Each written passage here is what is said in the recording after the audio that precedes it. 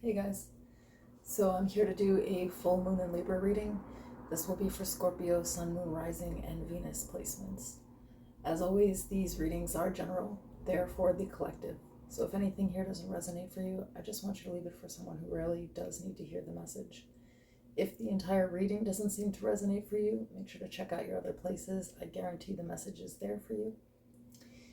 Make sure to like the video, subscribe to the channel if you have not. And I did change channels, so if you're old to me, this is a new channel. You have to subscribe here to get any notifications on content. If you need to book a private personal reading or any other services, it's all listed in the description below and in the pinned section of the comments. And I also wanted to take a minute to thank my subscribers who were very kind and gentle with me in this little time of grieving that I'm going through here. I really, really appreciate you guys. It means a lot. Okay, so let's get into this. What I'll do is use the Woodland deck to pull the overall energy of the spread. I'll pull your current energy, the energy that you will be experiencing under the full moon.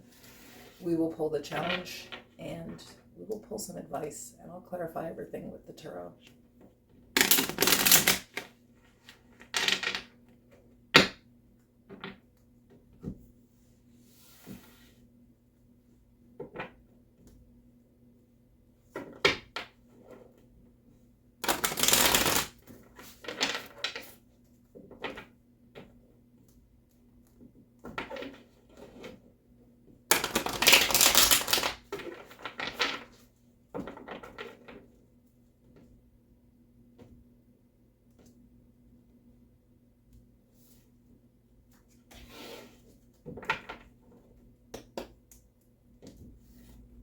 We have the overall energy for the full moon in Libra for Scorpio.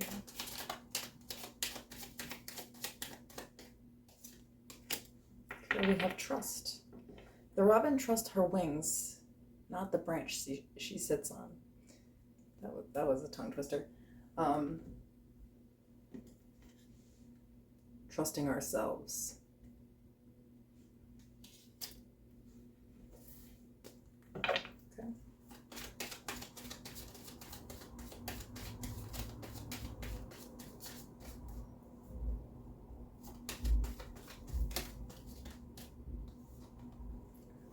So your current energy, we have take time to breathe out.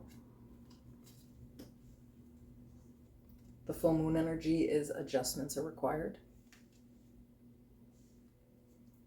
The challenge is the answers you need are coming. And the advice is have faith in your dreams.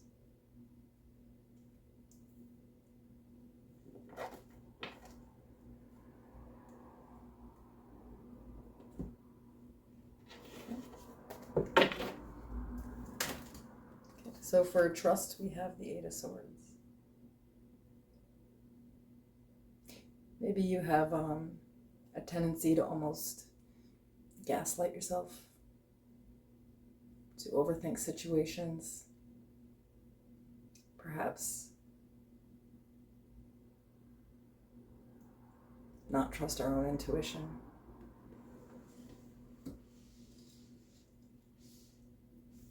Tell me about take time to breathe out.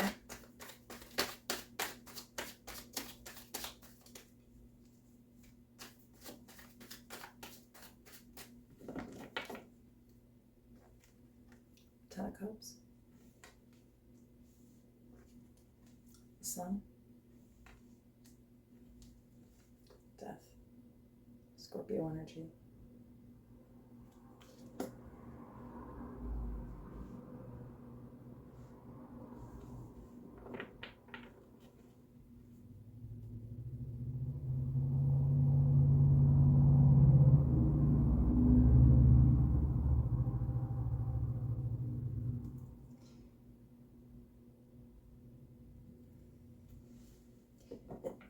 Excuse me. I feel like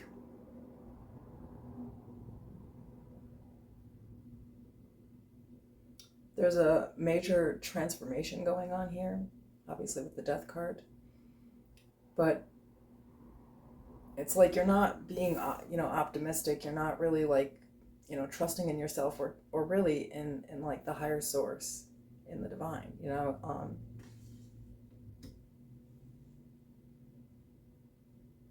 So I feel like we may be sort of in isolation, and some things have ended here because I do have I have a 10, and even though it's the 10 of Cups, it is still a 10. It's the completion of a chapter, and death is here. So I feel like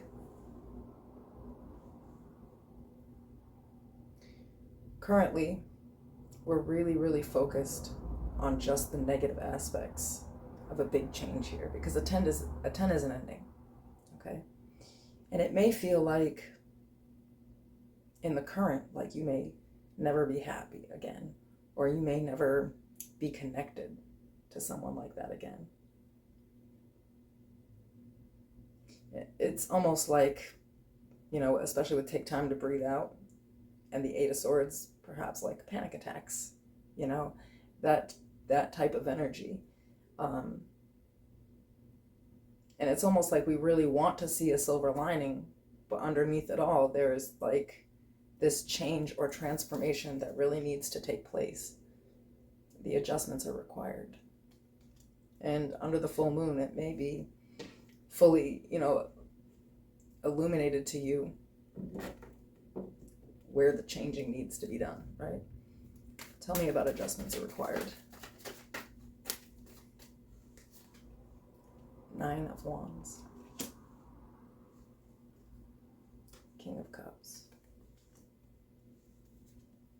7 of Pentacles. You guys know how to show up in your own reading.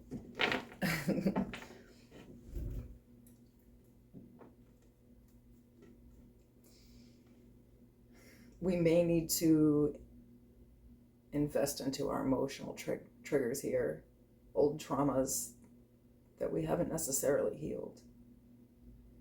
There's that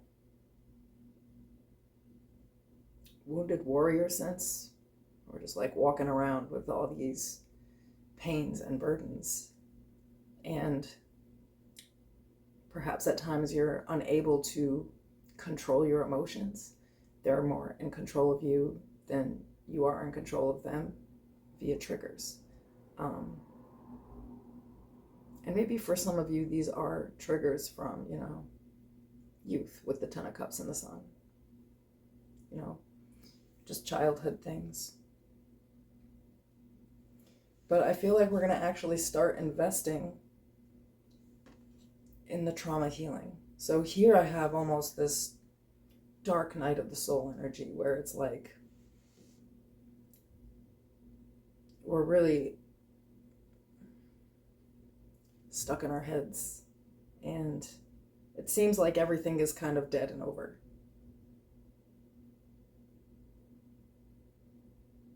But it feels here like it's almost like the full moon energy is gonna force you into those feelings, or force you to see those triggers so that you can control them, and so that you know how to work with them. The challenge is the answers you need are coming. So let's see what that is.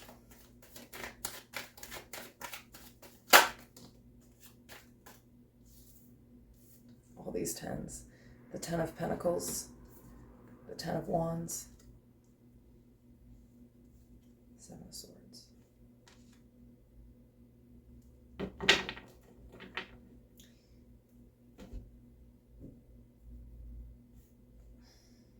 I feel like, especially with the 2 of these 10s that came out, these are like very, very old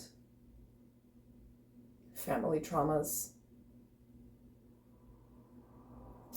that perhaps we've always tried to like tiptoe around and avoid, because they're a pain that's kind of unbearable.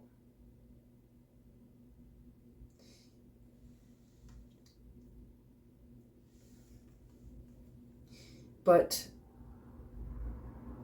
the only way out is through. So the only way to drop these burdens, to overcome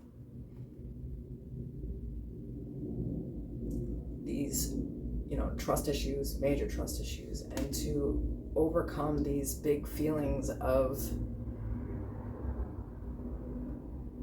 stuckness. It requires you pretty much to be very honest with yourself and honest about the things that have occurred here, and also to be honest and vulnerable about the big feelings that you felt with these. And I say big feelings because, I have the 9 and the 10 of Wands,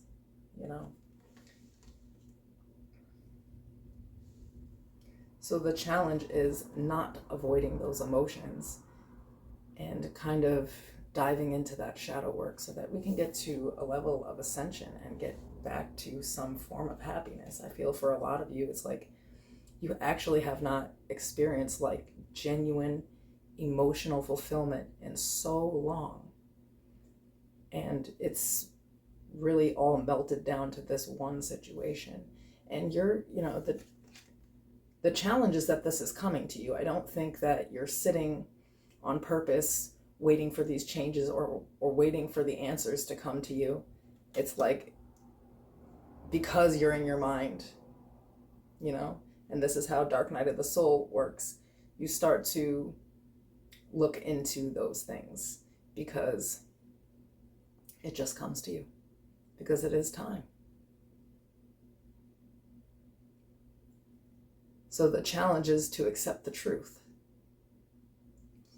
and to not avoid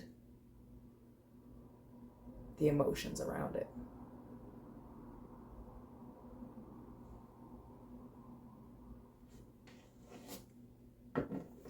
For Have Faith in Your Dreams, we have the 8 of Wands. I have the 8, the 9, and the 10 of Wands now. Okay. The Ace of Wands. And the Ace of Cups. And at the bottom of the deck, I have the Queen of Cups.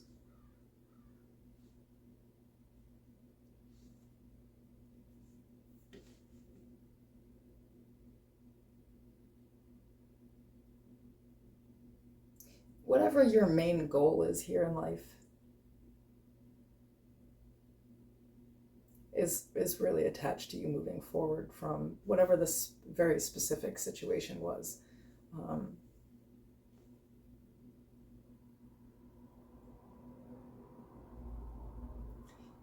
It's sort of saying like, Ace of Wands, Ace of Cups, you have to feel the feelings of sadness, of happiness, of love,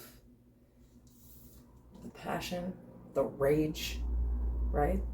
Because those are all parts of a grieving process.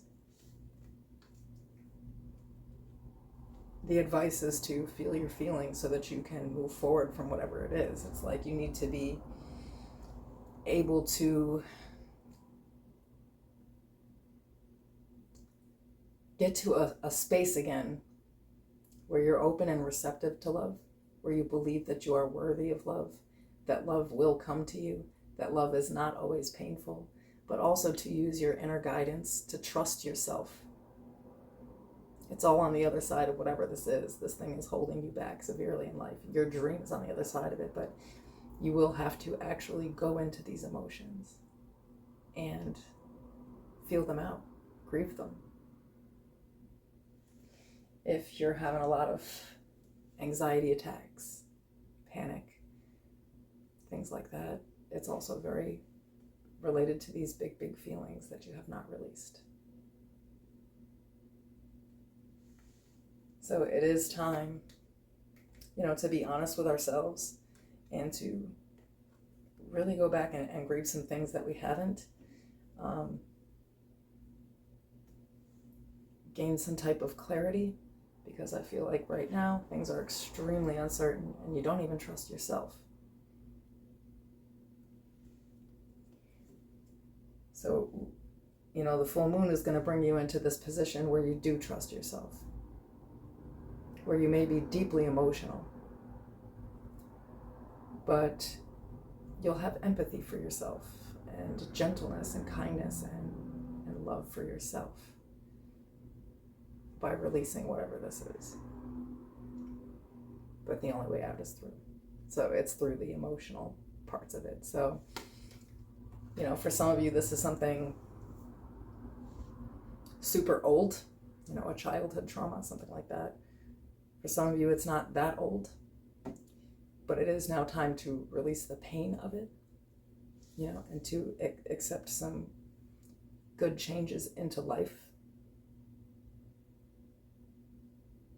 But mostly to be in control of our emotions and to not be triggered. That's what I have for you guys, and I'll see you soon.